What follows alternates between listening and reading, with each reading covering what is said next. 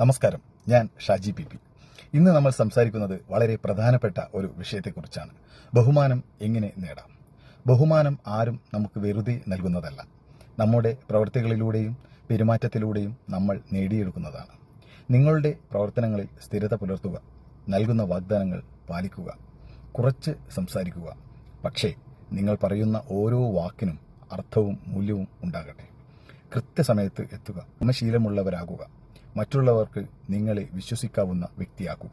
എല്ലാവരോടും ദയയോടും മാന്യതയോടും പെരുമാറുക. പക്ഷേ നിങ്ങളുടെ ആത്മാഭിമാനത്തെ ഒരിക്കലും വിട്ടുകൊടുക്കരുത്.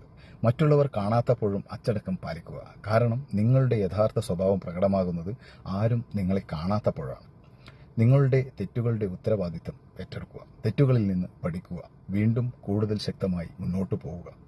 നിശബ്ദമായി കഠിനാധ്വാനം ചെയ്യുക. നിങ്ങളുടെ വിജയങ്ങൾ നിങ്ങൾക്ക് വേണ്ടി സംസാരിക്കട്ടെ. സ്വന്തം പരിധികൾ നിശ്ചയിക്കുക. ആവശ്യമുള്ളപ്പോൾ നിങ്ങൾക്ക് വേണ്ടി ഉറച്ചു നിൽക്കാനും പഠിക്കുക. ഓർക്കുക, ബഹുമാനം ആരംഭിക്കുന്നത് ആത്മാഭിമാനത്തിൽ നിന്നാണ്.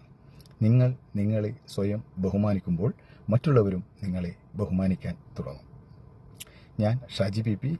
നിങ്ങളുടെ ജീവിതത്തിലും വ്യക്തിത്വ വികസനത്തിലും ഉപകാരപ്പെടുന്ന കൂടുതൽ അറിവുകളുമായി വീണ്ടും കാണാം.